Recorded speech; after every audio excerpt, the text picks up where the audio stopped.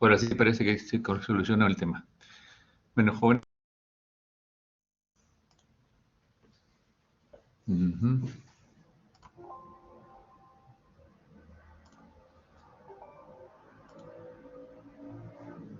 ¿Cómo están? ¿Qué tal? Bueno, el día de hoy me han invitado a hacer unas charlas con ustedes. Los cardiólogos creen que puedo aportar algo y yo me siento muy honrado que me hayan invitado a esta charla. El tema que vamos a revisar, como saben ustedes, es insuficiencia cardíaca. Vamos a empezar de una vez, a ver.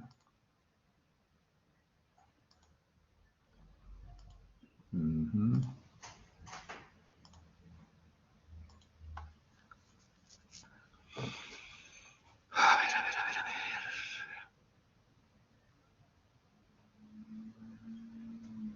Ya.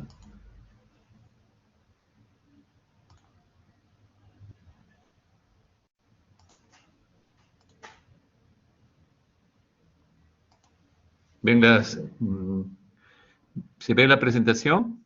Sí, doctor, sí se puede ver. Ya. Vamos a ver.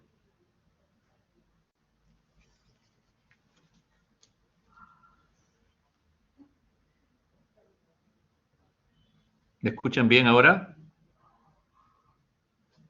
Sí, doctor, se puede escuchar bien.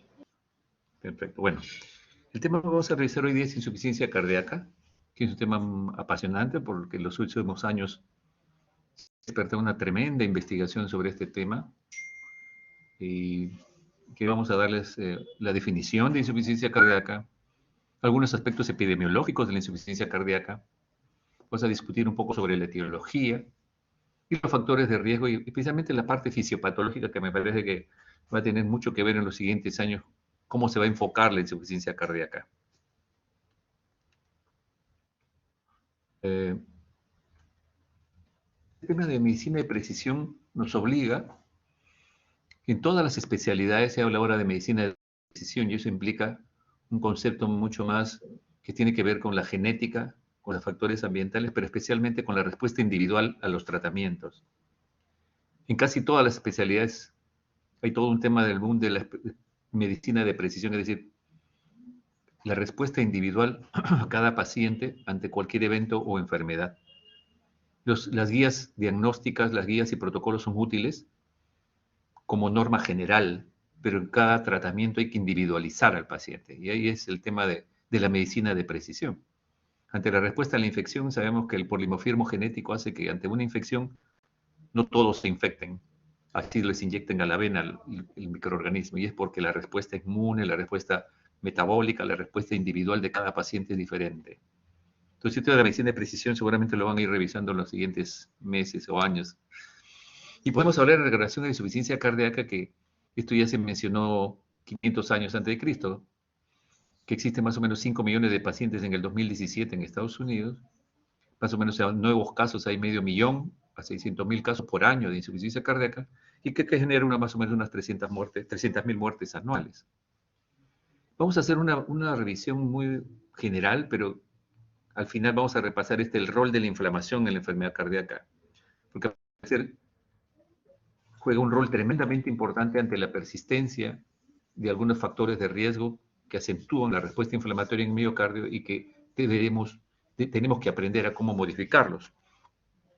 Las guías clínicas que se hicieron en el 2016 y del 2017 focalizaron algunos aspectos del manejo general. En el 2019 también apareció esta guía de la Asociación Europea de Insuficiencia Cardíaca sobre la farmacoterapia, procedimientos y sistemas de manejo del paciente, ¿no? Que es este documento publicado en la influencia del grupo europeo es muy importante en los últimos años en cardiología, tanto España como Europa, España y Europa en general, en el consenso mundial. Y este año salió esta guía de diagnóstico y tratamiento de enfermedad cardíaca crónica y aguda, ¿no? Entonces vamos a hablar fundamentalmente, indudablemente que el libro clave de cardiología en el mundo, la literatura, hay muchos textos, ¿no? Pero el libro de Braunwald, de enfermedad cardíaca, y hay un capítulo solamente de insuficiencia cardíaca, es el que da más luces sobre todo lo que se está investigando, ¿no? Podríamos definir que hay muchas definiciones de falla cardíaca. Es un síndrome clínico, o sea, suma de signos y síntomas, en el cual el corazón ve reducido su gasto cardíaco.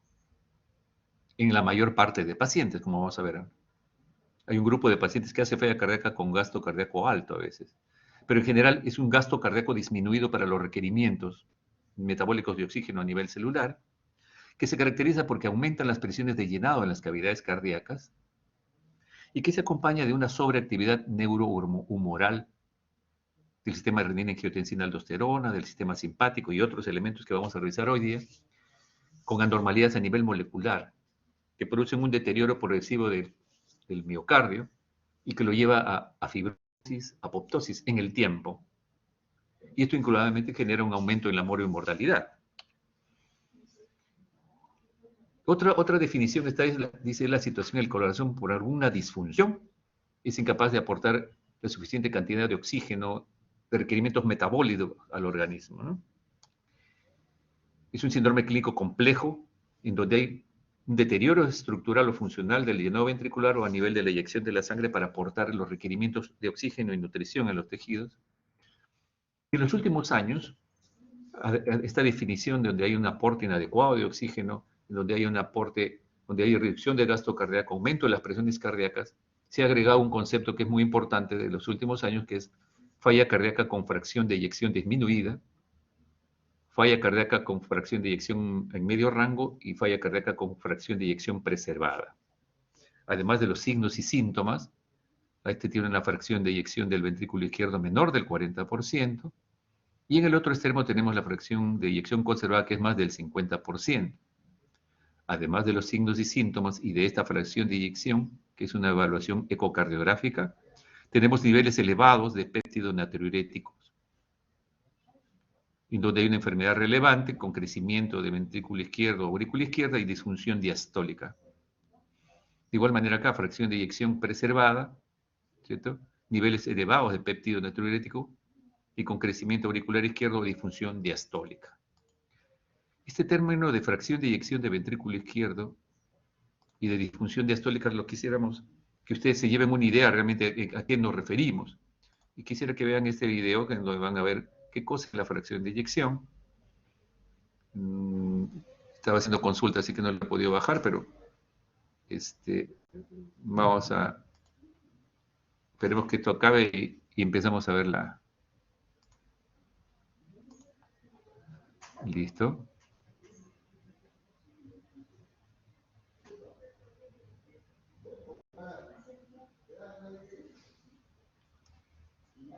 ¿Se escucha bien? No se escucha, doctor.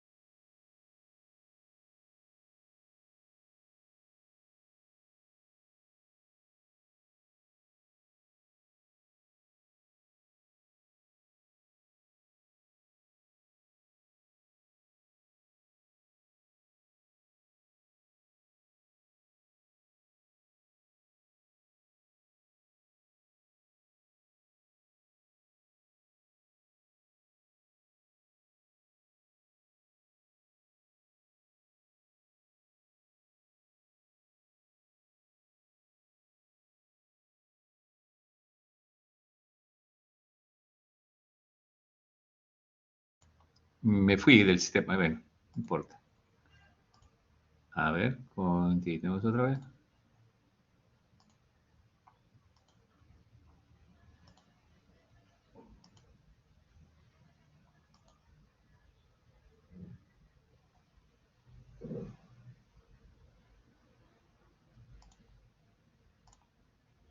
¿Ven la diapositiva? Sí, doctor. Ya. Pues vamos a ver este video que Ojalá que podamos escucharlo. Hola chicos, en este video ¿Me escuchan vamos a mejor hablar ahora? del método Simpsons. Sí, doctor. Sí, doctor. La razón más frecuente por la cual se solicita un ecocardiograma es evaluar la función sistólica. En cardiología, muchas decisiones importantes son basadas en la función sistólica del ventrículo izquierdo. Normalmente evaluamos la función sistólica por medio de la estimación de la fracción de eyección. Si la función sistólica está deprimida, la fracción de eyección va a estar reducida. La función sistólica es muy importante y algunas veces difícil de evaluar. Todos estos parámetros son importantes a la hora de evaluar la función ventricular izquierda. Sin embargo, en este video les voy a hablar acerca de la fracción de eyección por el método de Simpsons. Pero primero tenemos que conocer qué es lo que representa la fracción de eyección. Y este es el porcentaje de sangre eyectado por el ventrículo en sístole en relación al total del volumen diastólico. Aquí podemos ver la fórmula de la fracción de eyección por el método de Simpsons, la cual es una fórmula basada en volúmenes. Entonces, podemos estimar la fracción de eyección por el método de Simpsons. Aplicando este método, vamos a obtener el volumen diastólico y sistólico del ventrículo izquierdo y luego utilizamos estos volúmenes en la fórmula anterior.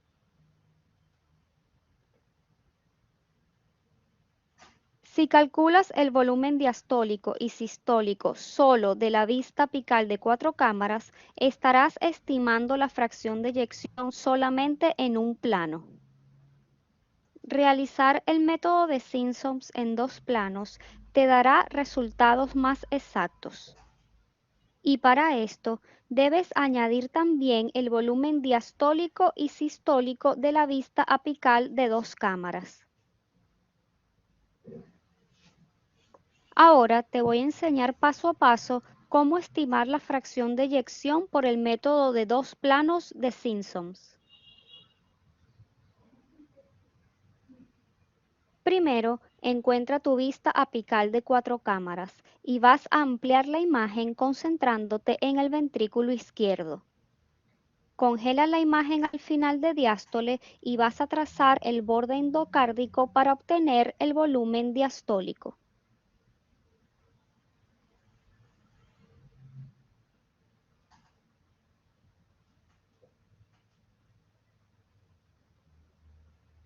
Una vez que termines, vas a congelar la imagen al final de sístole y vas a volver a trazar todo el borde endocárdico, esta vez para obtener el volumen sistólico final.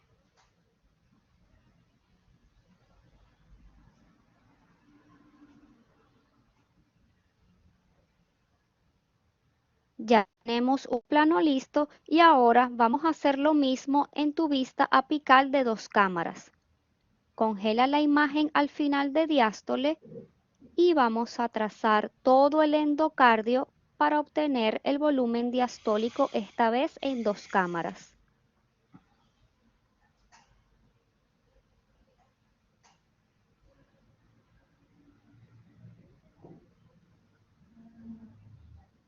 Ahora congela la imagen al final de la sístole y trazamos todo el borde endocárdico para obtener el volumen sistólico final.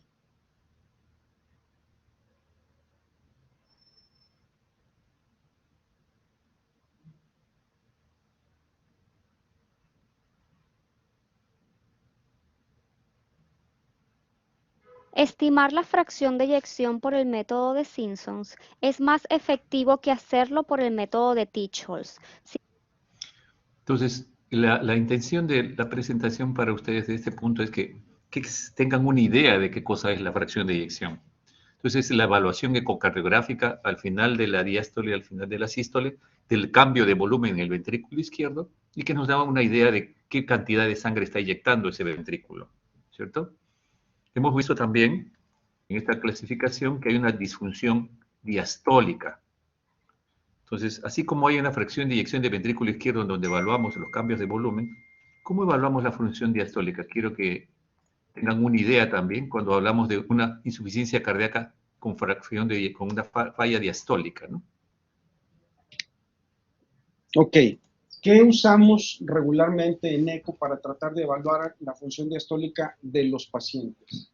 Acá usualmente se usa el eco y con efecto Doppler, o sea, la medición de flujos. Finalmente es Doppler pulsado tisular.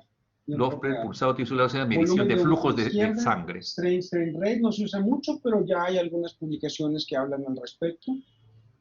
Y presión sistólica del ventrículo derecho. Esta es una gráfica de utilidad de las diferentes técnicas, no quiero detenerme mucho en eso. El flujo transmitral. El flujo transmitral es básico para ver la función diastólica. Vamos a verle la onda E, la onda A, el tiempo de desaceleración, tiempo de relajación isovolumétrica, la duración de la onda A y el cambio en la relación de la onda E con la onda A la maniobra de Valsalva. Básicamente, este es el flujo transmitral. O sea, cuando uno coloca un eco Doppler sobre las imágenes que ustedes han visto del corazón, también puede medir flujos. Y estas son las imágenes normal. La relación EA mayor de 1, tiempo de desaceleración generalmente entre 160 y 240, y el tiempo de relajación isovolumétrica de 70-90. Estos son los grados de función diastólica. Esto es de las guías anteriores. Pero es importante que ustedes vean que el grado de disfunción diastólica entonces se mide midiendo los flujos que ocurren en el ventrículo izquierdo a nivel del flujo transmitral. O sea, nos da una idea de cómo está el llenado rápido, cómo está la contracción auricular, los tiempos del tiempo, en este caso de las fases del tiempo diastólico, que como ustedes saben muy bien, el ciclo cardíaco tiene sístole y diástole, pero que la diástole tiene varias fases al igual que la sístole, ¿cierto?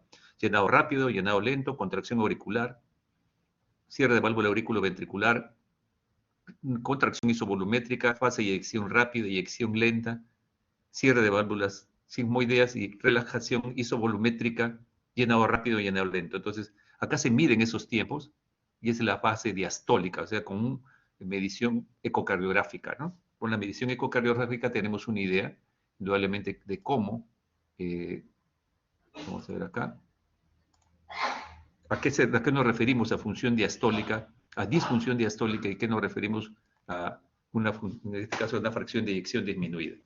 El flujo transmitral, que lo ven ahí nuevamente, la onda E, la onda A, llenado rápido, contracción auricular.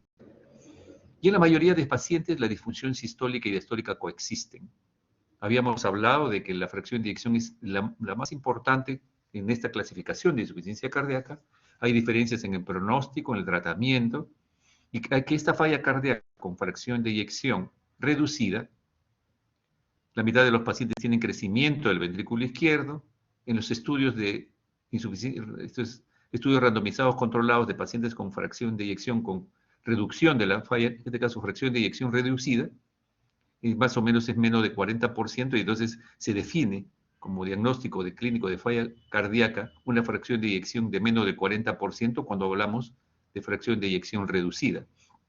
Y cuando hablamos de falla cardíaca con fracción de eyección preservada, que es el 50%, el 50% fracción de eyección reducida y 50% fracción de eyección preservada, ¿no? El 50% generalmente son mujeres, ancianas, hipertensas, con obesidad, enfermedad coronaria, diabetes mellitus, fibrilación auricular. Aquellos con fracción de eyección entre 40 y 50 son un grupo intermedio que también lo han considerado como, vamos a ver ahora, un grupo de un comportamiento diferente. Y estos criterios para definir el síndrome, hay signos y síntomas de insuficiencia cardíaca, y la ecocardiografía no encuentra evidencia de una función de eyección preservada o normal, o evidencia de disfunción diastólica. Por eso es tan importante, además de los síntomas, de la evaluación ecocardiográfica. Esta es una diapositiva que muestra que hay en estos grupos de insuficientes con insuficiencia cardíaca un fenotipo grupo 1, 2 y 3 que lo están estudiando en estos años. En los últimos 5 años se ha disparado la investigación sobre estos comportamientos.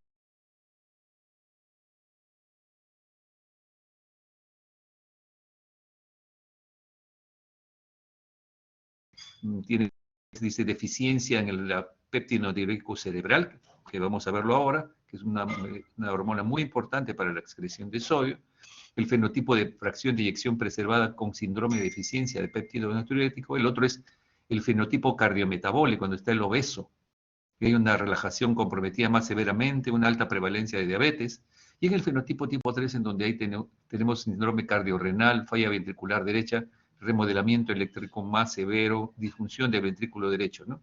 Entonces, estas formas, ahí habla de cómo la obesidad puede afectar con una respuesta metabólica de eyección preservada, todo esto estudiando en duda. En la epidemiología de esta enfermedad de insuficiencia cardíaca tenemos que indudablemente a los 40 años hay un riesgo de 20%, especialmente por la calidad de vida, la obesidad mórbida y la calidad de tipo de dieta que en Estados Unidos, más o menos se diagnostican 650.000 casos, con una incidencia anual entre 65 y 69 años de 20 por 1000 y más de 85 80 por 1000. Ven ustedes una carga de la enfermedad tremenda con falla cardíaca con fracción de eyección reducida y preservada que genera un problema de costos muy importantes en todos los países. Algunos estudios en nuestro medio, es un estudio realizado en el Hospital Revaliati del doctor Germán Valenzuela y el grupo de cardiólogos con Víctor Padilla, en donde estudiaron 1.075 pacientes de 74 años, 55% de sexo femenino, encontró que el 39% con insuficiencia cardíaca aguda tenía una fracción de eyección reducida, el 15% de rango medio y el 46% con fracción de eyección preservada. La comorbilidad más frecuente fue la hipertensión, la enfermedad coronaria, y los pacientes tuvieron hospitalizaciones ya previas, indudablemente. Este es el comportamiento de los pacientes con una edad promedio de 73 años, entonces sexo masculino y femenino más o menos igual, hipertensión, enfermedad coronaria y arritmia, ¿no? La clase funcional, según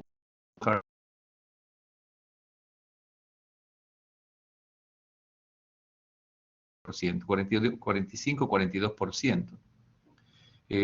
Habían hospitalizaciones previas y los medicamentos que usaban eran IECA, bloqueadores de receptores de angiotensina, bloqueadores espironolactona, furosemida y digoxina. En nuestro país es la quinta causa de mortalidad en adultos mayores en servicios de medicina, según este estudio, ¿cierto? Y hay una tesis que me parece interesante que la encontré de 2014 al 2015, en donde se hablaba de la insuficiencia cardíaca clase 1, 2, 3 y 4, actividad física que no produce síntomas, el esfuerzo pequeño, medianos y algo grandes. En este caso, síntomas en reposo, medianos y grandes esfuerzos, ¿no? Utilizaron acá los criterios de Boston, que vamos a conversar, darle un puntaje a los pacientes, dependiendo de si hay disnea de reposo, ortopnia, disnea paroxística nocturna, al examen físico que se encontraba y la radiografía de tórax. Entonces, dentro del país también se han hecho estudios, indudablemente, ¿no? Es interesante, el 25% sin insuficiencia diastólica, el 26%, sistólica 18%, es un caso interesante esto, y indudablemente con edema alveolar derrame pleural, índice cardiotorácico también alterado, que ustedes ya están estudiando cómo se diagnostica la insuficiencia cardíaca desde el punto de vista radiológico. Estudios también en nuestro país.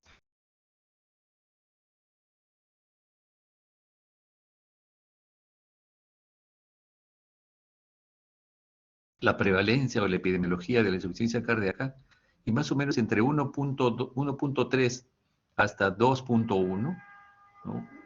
Es la % de la población que sufre en Europa de insuficiencia cardíaca.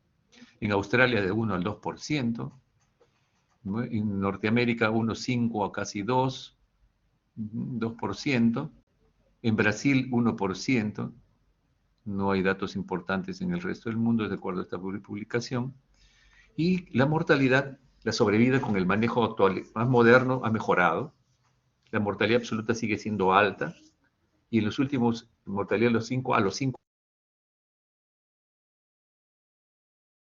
importante considerar esto como parte que es un problema de salud que hay que enfocar mucho más racionalmente y tratar de buscar las mejores opciones terapéuticas.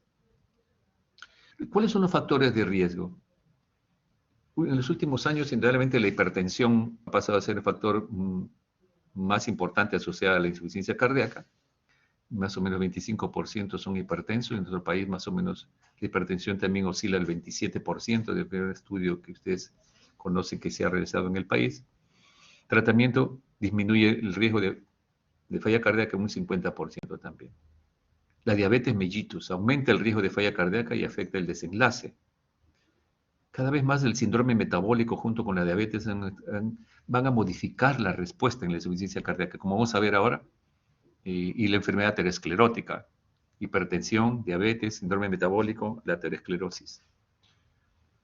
Dentro de las causas más importantes de la enfermedad coronaria están, además de la hipertensión, indudablemente los problemas valvulares, la hipertensión, problemas valvulares, arritmias, están las cardiomiopatías dilatadas, las enfermedades endocrinológicas. Fíjense que hablan de una cardiomopatía diabética, que es todo un tema a revisar en otro momento. La obesidad, cardiomopatía por alcohol, por cocaína, una serie de esquemas de tratamiento para neoplasias.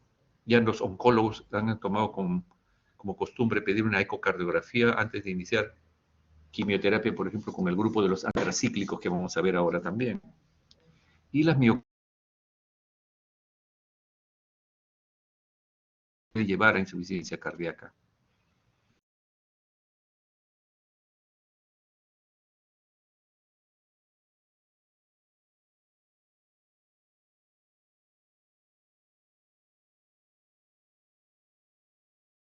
La medicación, los antracíclicos, el alcohol, metales pesados, radiación también. Teniendo esta visión Doctor, de qué cosa es... ¿Aló? Sí, doctor, disculpe, ¿podría volver No a se ve repetir? ahí está, ya se está poniendo. Se reconectó. ¿Ya lo vieron este? ¿No vieron este? En ese nos quedamos. En el cuadro, doctor. Sí, doctor, se le escuchó esa parte entrecortado. ¿Lo podría volver a repetir, por favor? Sí, bueno, que la hipertensión, la diabetes, el síndrome metabólico, existen otras causas endocrinológicas como la obesidad, la cardiopatía diabética, que también es un tema que está revisándose últimamente, el alcohol, la cocaína, y el alcohol, la cocaína, las miocarditis virales que pueden desencadenar insuficiencia cardíaca, el tema del síndrome de Takotsubo, que es más frecuente aparentemente en sexo femenino, pero también se presenta en pacientes de sexo masculino, y enfermedades infiltrativas como la amiloidosis, que son mucho menos frecuentes. Cada vez vemos menos Chagas, menos HIV, pero definitivamente han sido parte de un factor que puede producir falla cardíaca. Y en relación a la enfermedad cardíaca isquémica, comentaba yo que la enfermedad coronaria a nivel de la aterosclerosis puede generar obstrucción y llevar a insuficiencia cardíaca. La microcirculación coronaria normal que se ve fundamentalmente en diabéticos. El infarto en el diabético, si bien es cierto, puede tener una obstrucción de la arteria coronaria, derecha, descendente anterior, etc.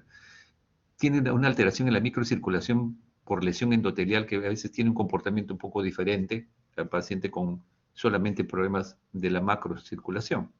Dentro de los daños tóxicos tenemos el alcohol, en este caso la cocaína, los antracíclicos, y les decía que los oncólogos han tomado por costumbre pedir una ecocardiografía antes de usar el grupo de los antracíclicos, drogas muy importantes en la quimioterapia de varios tipos de tumores, mama, testículo, etcétera, y que producen depresión miocárdica importante, que es necesario conocer la fracción de eyección antes de la quimio y después de la quimio, ¿no?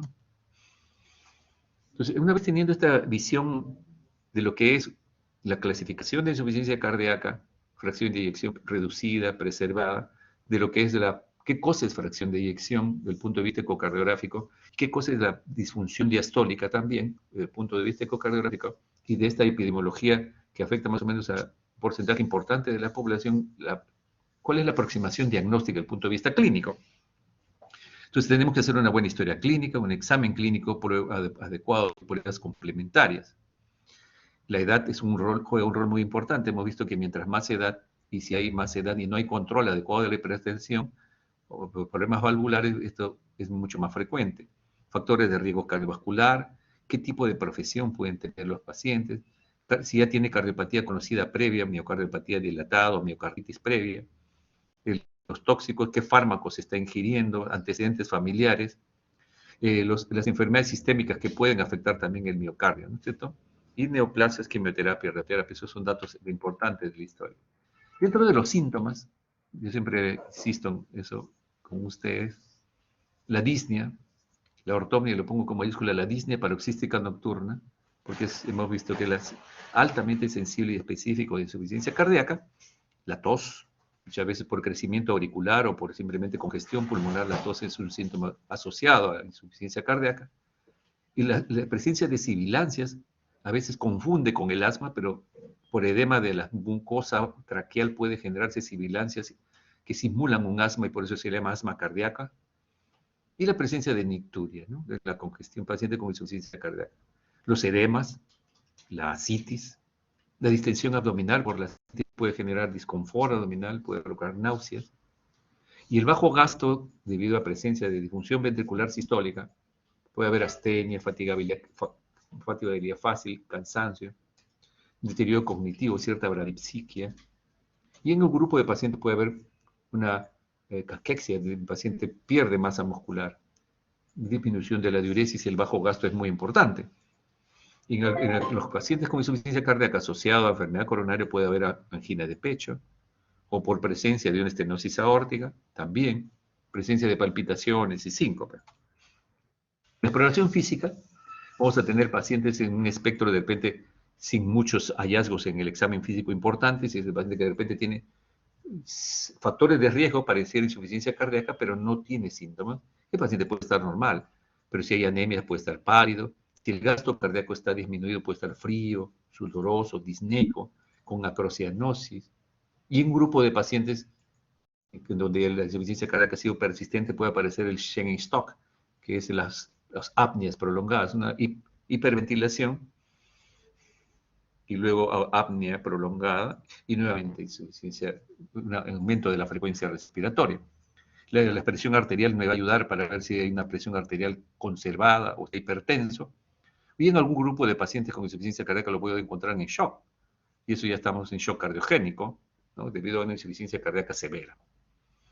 En la auscultación vamos a encontrar crepitantes, stertores inspiratorios, puede haber sibilancias, derrame pleural, fundamentalmente derecho, aunque en las formas de insuficiencia cardíaca grave puede haber derrame pleural bilateral, ¿no?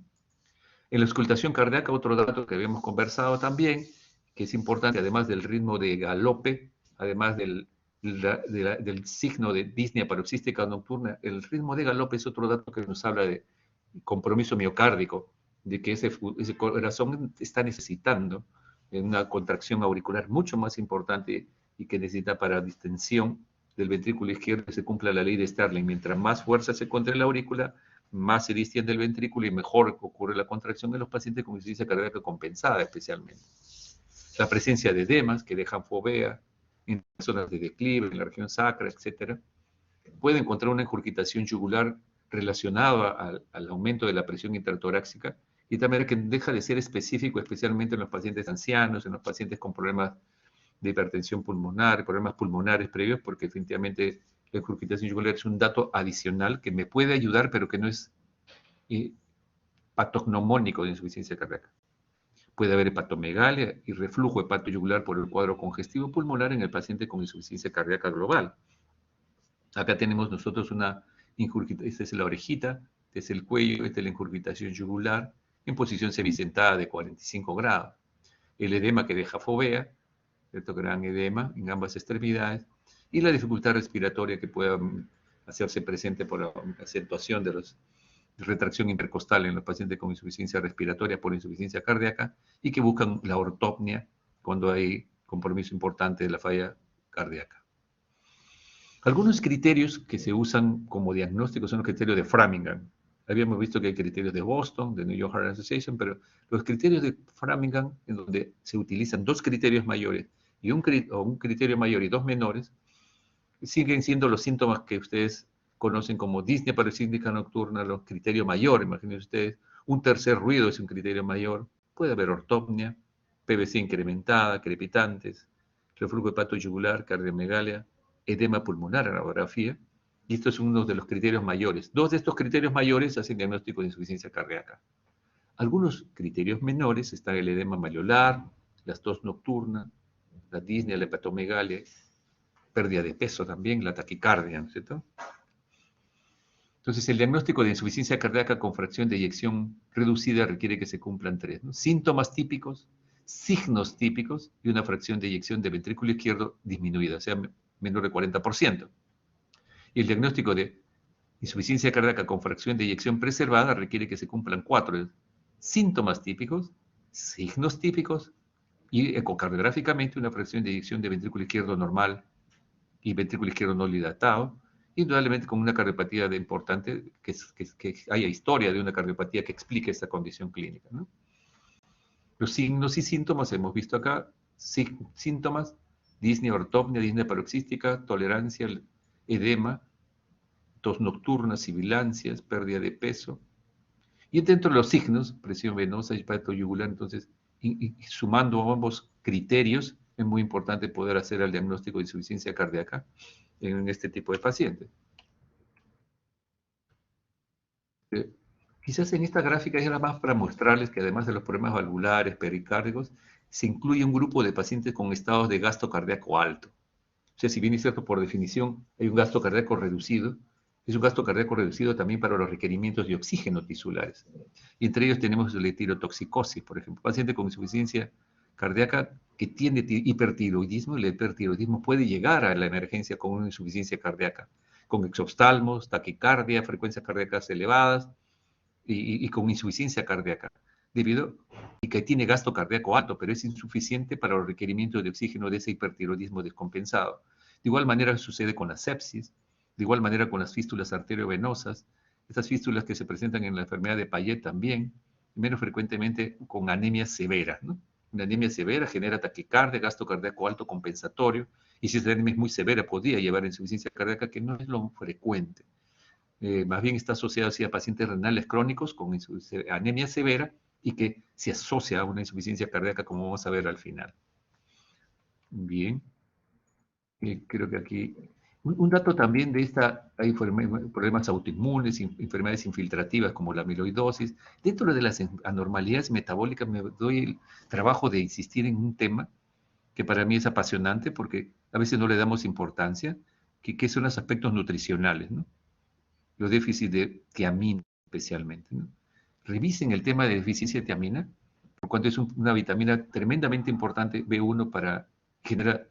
Generalmente la hemos relacionado más al alcoholismo, pero se ha visto que es una vitamina que no se almacena adecuadamente, que tiene que haber una dosis apropiada diariamente, que los pacientes alcohólicos indudablemente no la almacenan y pueden hacer una serie de manifestaciones como la encefalopatía de Wernicke, la cardiomiopatía también, con shock inclusive.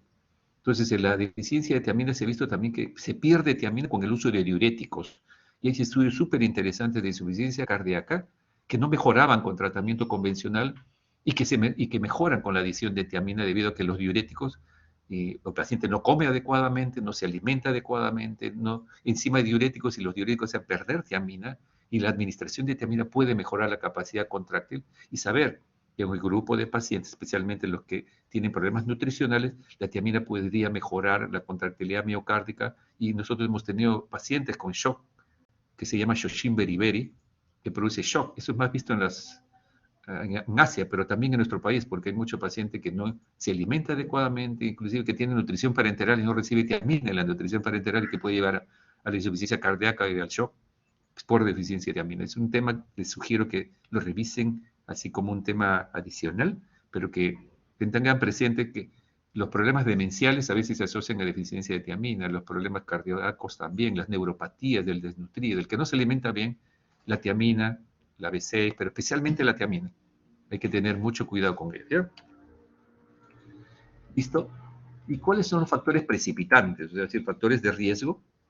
Entonces, una taquiarritmia, un paciente puede, una fibrilación auricular en alguien que tiene 160, 180 frecuencia cardíaca, puede dar insuficiencia cardíaca.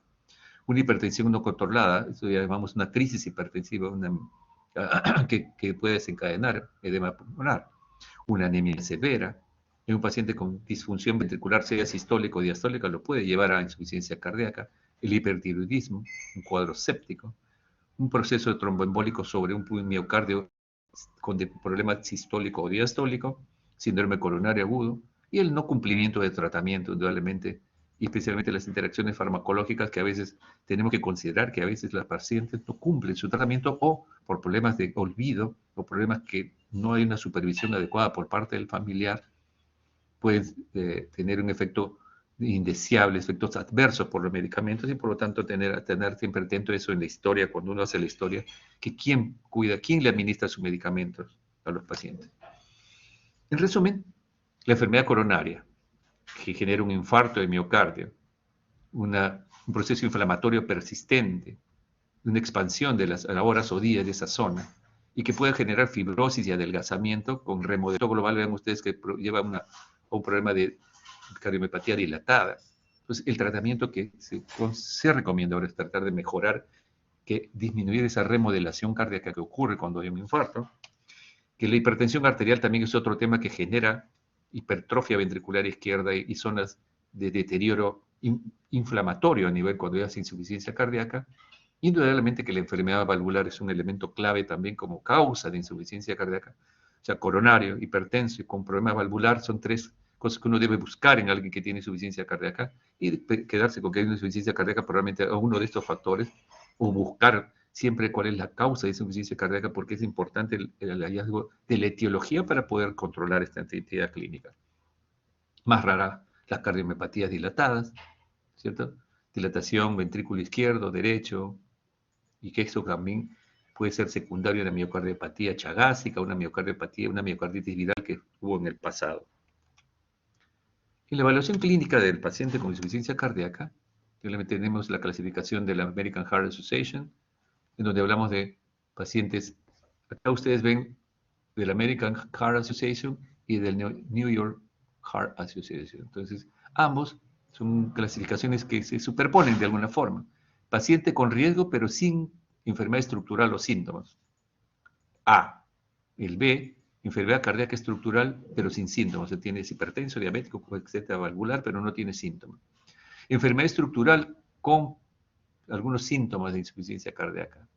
Acá en este caso, no hay limitación, hay un factor de riesgo que desarrolla, pero no hay limitación a la actividad física y no causa síntomas. Acá no hay limitación a la actividad física, acá la actividad ordinaria no causa síntomas, pero en el estadio 2, 1, 2 y 3, ligera limitación a la actividad física, marcada limitación a la actividad física, incapaz de llevar actividades básicas de pequeños esfuerzos y que generan síntomas en este paciente, y acaba de falla cardíaca refractaria, ¿no? A, B, C y D. Alto riesgo, sin cambios estructurales, sin síntomas, estructural con síntomas y falla cardíaca refractaria que requiere intervención especializada.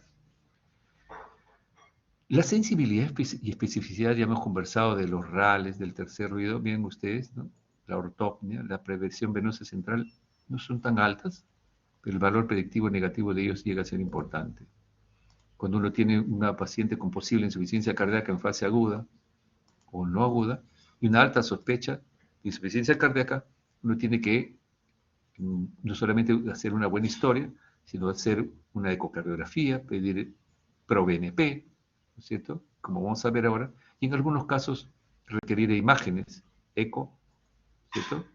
Y algunas de las imágenes u otras imágenes que vamos a ver ahora, si es anormal, probablemente es alta probabilidad de insuficiencia cardíaca, que en los datos clínicos y dentro de los exámenes auxiliares no pueden dejarse de pedir una radiografía de tórax, un PET natriurético auricular, ver la función renal, ¿no es cierto? Las glicemias, porque estamos viendo que los problemas metabólicos están altamente asociados a estas condiciones, una ecocardiografía, es muy importante poder tipificar qué tipo de insuficiencia cardíaca tiene. Y desde el punto de vista de cómo se encuentra este paciente con insuficiencia cardíaca, si está compensado, indudablemente tiene una temperatura adecuada, caliente, y no hay signos de edema, está seco. Pero hay un grupo de pacientes que puede haber cierto grado de congestión pulmonar. Está caliente y un buen gasto cardíaco, una perfusión adecuada, pero hay falla ventricular y hay edema pulmonar, crepitantes, derrame, disnea paroxística nocturna. Y hay un grupo de pacientes que tiene fundamentalmente un gasto bajo, donde el paciente está frío, hipotensión, hipoperfusión, pero no hay edema pulmonar.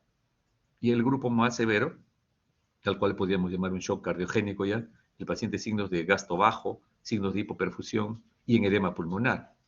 Entonces, de acuerdo a la congestión o a la de perfusión, podemos tener estos 4 comportamientos en muchos de los pacientes. Y esta fisiopatología de lo que estamos viendo se desencadena ya en este año, hasta el año 2020 se han estudiado una serie de eventos, no solamente relacionados al sistema renina-angiotensina-aldosterona, sino muchas de las sociedades, ya aparte de la europea y la americana, la australiana y de Nueva Zelanda han pasado a formar parte del grupo de los top en investigación de esta entidad clínica. Y esta es alguna de las imágenes de una revisión del Dr. Braunwald, en donde él hace mucho hincapié de que el sistema renina-angiotensina-aldosterona es uno de los elementos más importantes que desencadenan problemas. Este es el funcionamiento de un paciente aparentemente normal, o por lo menos compensada la insuficiencia cardíaca, y que cuando se descompensa, aparecen problemas de mayor reabsorción de sodio, un sistema de renina que es liberado por el riñón mucho más niveles de concentraciones más altas, una resistencia vascular renal mucho mayor y resistencia vascular periférica incrementada. Entonces, todos estos factores van a predisponer a que haya un círculo vicioso del sistema renina-angiotensina-aldosterona que va a perpetuar la falla cardíaca. Y en este evento índex, que podría ser la valvulopatía, la hipertensión, la enfermedad coronaria, la miocarditis, lo que hemos conversado, indudablemente genera un daño secundario que inicialmente, ante este evento índex, el sistema neurohormonal con aumento de la actividad simpática del sistema renina-angiotensina, del aumento de la endotelina, del péptido natriurético cerebral o auricular, que al final son liberados tanto en la aurícula ambos, y el aumento de citoquinas, el paciente puede estar inicialmente compensando a esta falla secundaria, pero que en el tiempo, si bien es cierto al inicio es asintomático, ¿cierto? Al inicio es asintomático, esa función cardíaca ante el proceso desencadenado por todos estos factores, una respuesta inflamatoria, aumento de todos estos, una mayor reabsorción de sodio, genera un remodelamiento del ventrículo izquierdo inadecuado, contractilidad disminuida, hipertrofia ventricular, presencia de estudiado la apoptosis en extenso en la insuficiencia cardíaca y se ha visto evidencia de apoptosis en ese corazón inflamado a través del tiempo, que puede haber fibrosis endomiocárdica y radicales libres de oxígeno, ¿no es cierto? Especies de oxígeno reactivos y alteraciones electrofisiológicas, lesión endotelial con vasoconstricción, cambios estructurales, citoquinas, y todo esto genera una falla cardíaca progresiva que al final estos mecanismos compensatorios se deterioran y se llega a ser el paciente sintomático a través del tiempo. El sistema renina-angiotensina-aldosterona, saben ustedes que tiene un mecanismo vasoconstrictor proinflamatorio, pero que también tiene sistemas protectores como la angiotensina 3, 4 y 1, 7, que compensan y contrabalancean esa respuesta proinflamatoria, proradicales libres de oxígeno, y que la angiotensina 3, 4 y 1 y 7 contrabalancean y producen más vasodilatación, menos proceso inflamatorio, y que en condiciones no están en equilibrio, pero que ya en la insuficiencia cardíaca los proinflamatorios, profibróticos, poapoptóticos predominan, y de tal manera que el paciente va deteriorando su función ventricular. Y vean ustedes, esta es una gráfica también reciente de uno de los textos del profesor Braunwald, en donde él habla cómo la respuesta de desplegamiento proteico, y especialmente la ubiquitin proteosoma, que es la que produce degradación proteica, y la autofagia son elementos claves fisiológicos normales en un paciente con una función cardíaca normal. Ante el estrés oxidativo, la hipoxia, el déficit de ATP, la agregación proteica y estimulación hormonal, ellos regulan y tratan de mantener un clearance desagregada o degradación de macromoléculas, restauran el ATP, mejoran la sobrevida de la función miocárdica del miocito y disminuye el estrés, renovando también las organelas y las proteínas estructurales del miocardio. Pero cuando hay una respuesta excesiva y mal adaptativa, estos elementos generan que hay agregación de moléculas anormales, acumulación macromoléculas, declinación del ATP, muerte celular, incremento del estrés, y llevando a una del estrés agudo, que hubo una respuesta compensatoria a un estrés crónico, que ya ese miocardio se descompensa, hay remodelamiento cardíaco, disfunción cardíaca, y los sistemas de autofagia y proteasoma, que son los que perpetúan esta respuesta, desde el punto de vista fisiopatológico, ¿no? Estos son biomarcadores, y ustedes saben muy bien que vean ustedes cómo las enzimas cardíacas pueden estar incrementados. En todas estas pacientes con insuficiencia cardíaca, con hipertensión, con valvulopatía, que ingresa con insuficiencia cardíaca, es importante el dosaje de enzimas miocárdicas para poder ver si hay un componente de destrucción muscular, de destrucción, de liberación de enzimas cardíacas, ¿no?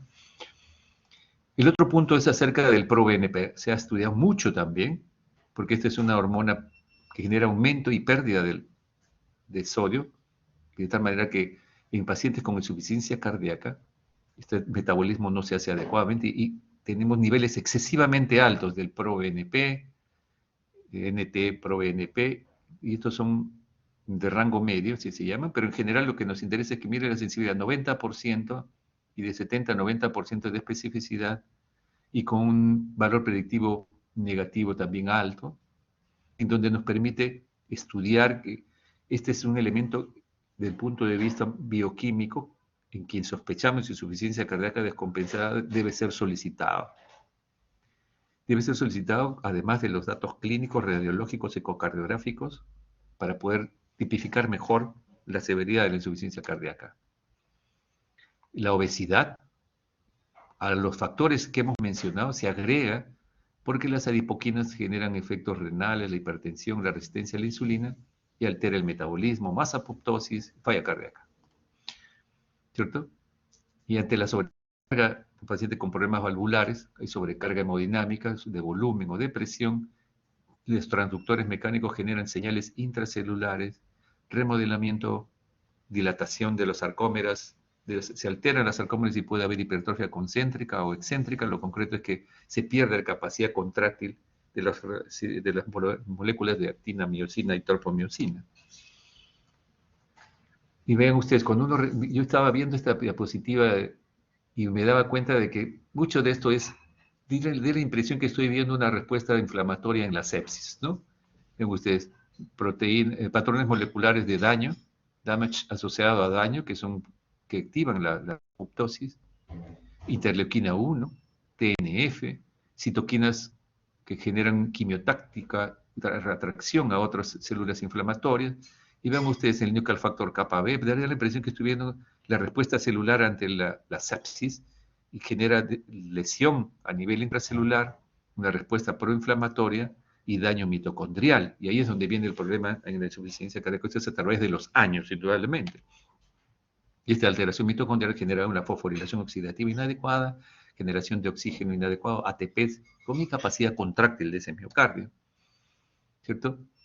Y algunos de los tratamientos que nosotros utilizamos justamente disminuyen la hipertrofia y mejoran el acoplamiento, como los inhibidores de enzima convertidora, los beta bloqueadores, que van a permitir mejorar algunos de esa necrosis, disminuye la necrosis, disminuye la apoptosis, tanto los beta bloqueadores como los inhibidores de ACE, y la fibrosis también.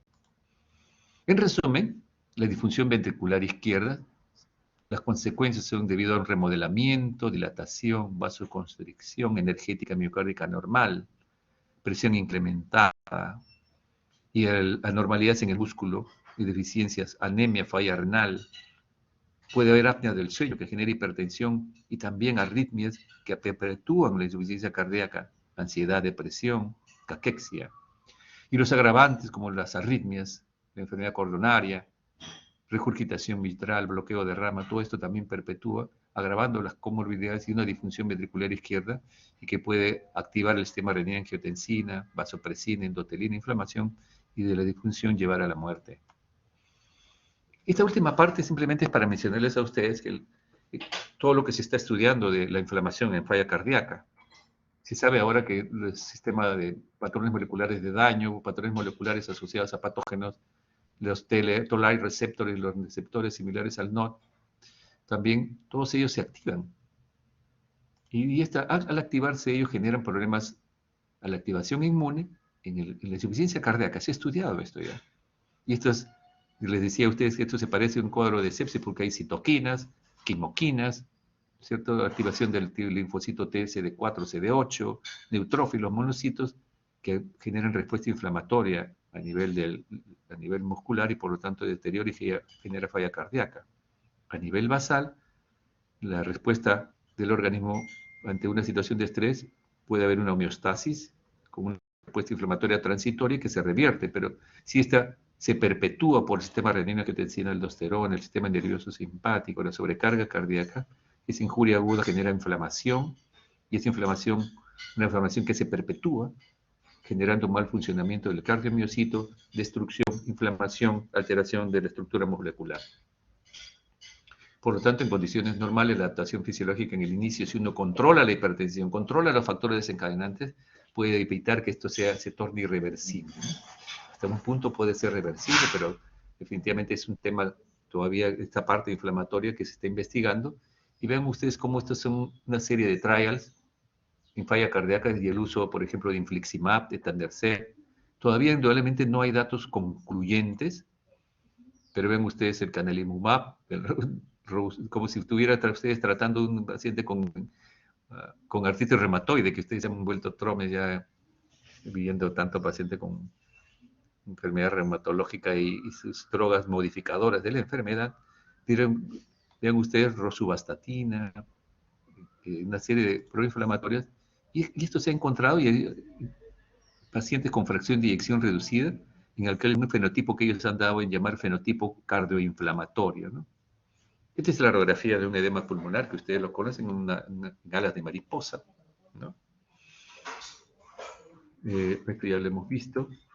Y además del dato clínico de la historia, los antecedentes, factores desencadenantes, signos y síntomas, el ProBNP, la evaluación ecocardiográfica, tenemos la radiografía, la electrocardiografía, la ecocardiografía transesofágica o no, y la resonancia en la medicina nuclear. Ven ustedes, este es un patrón congestivo intersticial, con algo de derrame ahí en el lado de la base. El tema del derrame en las bases más derecho que izquierdo es porque el circuito, la linfa del pulmón izquierdo viene de la cisterna de Pequet y se drena en la subclavia, que es el conducto torácico. Y por lo tanto, si hay un exceso de agua en este lado del pulmón, se puede drenar fácilmente por un conducto linfático grande. El pulmón derecho tiene un conducto que es la gran vena linfática, que es un circuito linfático pequeño, y que si hay un exceso de agua en el pulmón, este lado lo drena menos eficientemente. Por eso en las fases iniciales uno encuentra un derrame pleural más derecho que izquierdo, pero que indudablemente que si tienes un edema, paciente con insuficiencia cardíaca global, va a tener derrame pleural bilateral, pero en las fases iniciales uno encuentra una vez más derrame derecho y eso más sugiere insuficiencia cardíaca. Acá es bilateral, infiltrado alveolar bilateral, ¿cierto? Aumento intersticial, dilatación, vean ustedes derrame derecho. La evaluación ecocardiográfica, que es importante para ver imágenes, ven ustedes la hipertrofia del septum, del ventrículo izquierdo, el crecimiento auricular. Los cardiólogos, no todos los cardiólogos hacen una buena ecocardiografía. Hay cardiólogos que se han especializado en ecocardiografía. Se necesita, porque este, como muy bien saben ustedes, es operador dependiente. Un residente recién egresado de cardiología puede ser un excelente clínico, pero la ecocardiografía requiere mucha experiencia. Y por consiguiente tenemos que buscar a la gente de más experiencia para poder valorar nuestros residentes. Nos han ayudado mucho en la SUSI para manejar estos pacientes, pero sabíamos que teníamos limitaciones también. Tenemos que ser conscientes de eso. Inclusive las sociedades mundiales de ecocardiografía obligan a que haya recertificación en ecocardiografía por parte de los cardiólogos. Nosotros hemos hecho cursos de ecocardiografía en medicina crítica. Indudablemente no pretendemos ser ecocardiografistas de primer nivel, pero sí podemos ver en los pacientes críticos muchas ayudas en la ecocardiografía. Y les sugiero que si tienen posibilidad de hacer algún curso de ecocardiografía y ecografía pulmonar, háganlo, porque en los siguientes años casi todos los hospitales tienen eco. En emergencia es muy útil la eco para derrames pleurales, para sangrado intraabdominal, para ver si un paciente está en shock. Uno puede saber si es por hipovolemia, si es por sepsis, si es por un derrame pericárdico o por un infarto de miocardio, rápidamente. Entonces, es muy importante eso.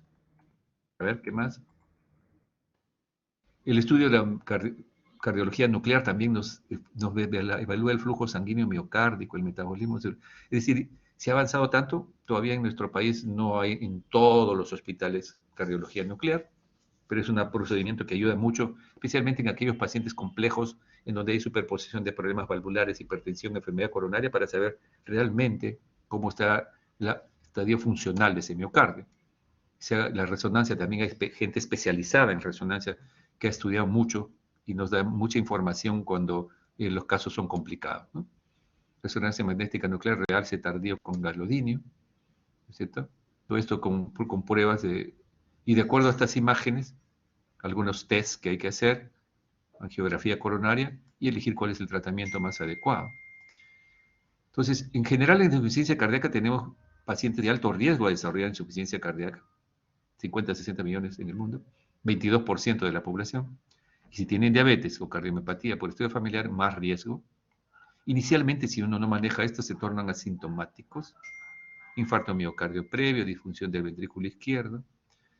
Hay 5 millones, o sea, 12% de toda la población que se hacen sintomáticos.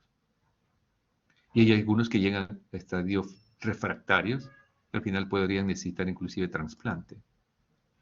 Entonces tenemos pacientes normales que tienen hipertensión, síndrome coronario, arritmias, infecciones, que pueden llegar a una enfermedad cardíaca estructural, y que tiene un efecto miocárdico, renal, vascular y neurohormonal. Y para completar la cosa, que nos ha venido a insertar esta pandemia. El COVID agudo, el síndrome cardiovascular del COVID agudo, pero también las secuelas del COVID, pueden acentuar un síndrome coronario, generar una injuria miocárdica aguda, arritmias cardíacas, shock cardiogénico, taponamiento pericárdico, problemas tromboembólicos ni que se diga. Entonces, esta injuria miocárdica asociada al COVID, que hay que pensar cada vez más, puede generar miocarditis, fuera un factor de compensantes grave, porque hay una miocarditis viral, puede haber hipotensión, arritmias, hipoxemia, problema pulmonar, tormenta de citoquinas, aunque de tormenta de citoquinas hay que agarrarla con pinzas, porque se sabe ahora que los pacientes con shock séptico, con distrés respiratorio, tienen citoquinas mucho más altas y no hacen las manifestaciones que tiene el COVID. Parece que el COVID es más un problema endotelial. Es cierto, hay liberación de citoquinas, pero no en el nivel de administrar, por ejemplo, inmunosupresores, como se hizo inicialmente, que generó más mortalidad en los pacientes. Es injuria miocárdica, entonces. Voy a mostrarles ahora una secuencia de pacientes con edema pulmonar, que ahí hay un patrón intersticial, me parece, sí, un edema pulmonar en alas de mariposa. Esto también, vean ustedes más en congestión en el lado derecho que izquierdo. Igual, patrón intersticial, pareciera un vidrio esmerilado, pero vean ustedes acá hay una enfermedad pulmonar de fondo, pareciera, ¿no? 7 bronquiectasias de tracción. Un paciente con EPOC, que también puede ser una hipertensión pulmonar, insuficiencia cardíaca, insuficiencia mitral, sobrecarga de fluidos en el postoperatorio, gran congestión, más en el lado derecho que en el izquierdo. Si un paciente tiene obstrucción de la vía aérea y está con falta de aire y hay periodos de apnea, que no ingresa aire y se torna cianótico, por esas cosas el destino se les obstruye la vía aérea. Y eso sucede en los pacientes críticos, en donde se le coloca un tubo endotraqueal y se obstruye el tubo. Y si no sacamos el tubo, el paciente está con algunos minutos de cianosis, insuficiencia respiratoria, que no ingresa aire. Esa presión, gran presión negativa, puede generar un edema pulmonar post-obstructivo. Por eso que edema pulmonar post-laringoespasmo, ¿no? Entonces hay que tener en consideración que esas obstrucciones vía aérea de tubo, de la vía aérea por cuerpo extraño, pueden generar edema pulmonar. Tromboembolia pulmonar también puede dar un infiltrado tipo edema, porque la sangre que no llega hacia un pulmón derecho que está obstruido pasa todo al lado izquierdo y puede haber congestión pulmonar. El paciente que tiene un ahogamiento puede haber laringoespasmo y no ingresar agua, pero puede haber un edema pulmonar post-ahogamiento. O sea, todo paciente que ha sido sacado, así esté despierto y ha tenido ahogamiento, debe ser llevado a una emergencia, así esté despierto, caminando, ya no siente molestias, si ha tenido probable ahogamiento, y y ha sacado, se ha sido salvado a una emergencia durante 24 o 48 horas para observar cómo se comporta ese pulmón. TAC pulmonar, por adelante, cómo puede llegar ese pulmón. Hemos visto pacientes que llegan, la salvan de una piscina, una paciente senil, la llevan a su casa porque todo estaba bien y después terminan en falla respiratoria las horas después en emergencia y terminan en UCI. Edema pulmonar por heroína. Estas también son causas de edema pulmonar por aumento de la permeabilidad capilar, ¿cierto? Por hipertensión muchas veces, que generan la cocaína, la heroína. Edema pulmonar de la altura es súper interesante, también es una hipoxemia. La hipoxemia que genera aumento de la permeabilidad, parece ser que hay un edema pulmonar neurogénico para algunos, para otros por hipertensión pulmonar. Lo que ocurre es que colocando oxígeno, ese edema pulmonar se corrige, ¿no? En los pacientes con ACV hemorrágico, hay una tal descarga adrenérgica que puede haber un edema neurogénico. Y puede haber un distrés respiratorio post-ACV hemorrágico por aumento de la permeabilidad y se comporta como un edema pulmonar no cardiogénico. Edema pulmonar por expansión. Si un paciente ustedes drenan un neumotórax, un derrame pleural, hay que drenarlo lentamente, porque si ustedes drenan abruptamente, sale el aire o sale el líquido a chorro y el pulmón se expande abruptamente, puede haber un edema pulmonar unilateral por expansión. En resumen, la historia clínica es tremendamente importante en la insuficiencia cardíaca. Una radiografía de tórax me va a permitir apoyarme en el diagnóstico, un electrocardiograma igual, una ecocardiografía, un ProBNP, van a ser pruebas muy importantes, un ataque, estudios mucho más sofisticados, pero el ProBNP yo lo pondría más cercano a la ecocardiografía. Y el tratamiento farmacológico, ustedes probablemente lo van a hacer en la clase, va a estar orientado a estos eventos fisiopatológicos. El sistema renina-angiotensina, aldosterona, sistema nervioso simpático, la presencia o no de ProBNP, el neseritide apareció como un tratamiento de ProBNP para aumentar la excreción de sodio, pero aparentemente no ha tenido el éxito que se hubiera querido. Hay otros nuevos tratamientos que se están investigando y definitivamente todavía tenemos sí que hacer prevención, una vida mucho más sana, alimentación, síndrome metabólico, que al final de cuentas está rodeando a todas estas enfermedades cardíacas y que genera un aumento de la mortalidad de los pacientes si no las manejamos en forma integral con una medicina más personalizada. Gracias, eso quería yo comentar con ustedes el día de hoy. Espero que sea motivador, no sé si habrá alguna pregunta.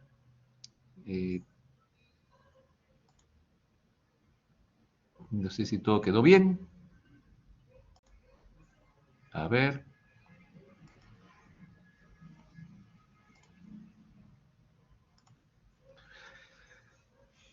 El tema de la insuficiencia cardíaca es apasionante.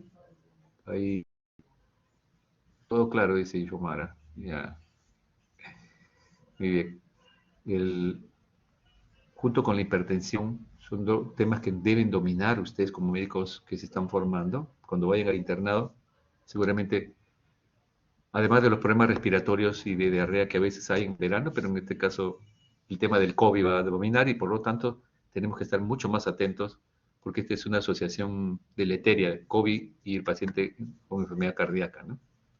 Ha habido pacientes con miocarditis, con infarto de miocardio asociado al COVID, etromembolia pulmonar, insuficiencia cardíaca que se han deteriorado también por falta de tratamiento en este periodo COVID, indudablemente, ¿no? Viven jóvenes. Espero que haya quedado más o menos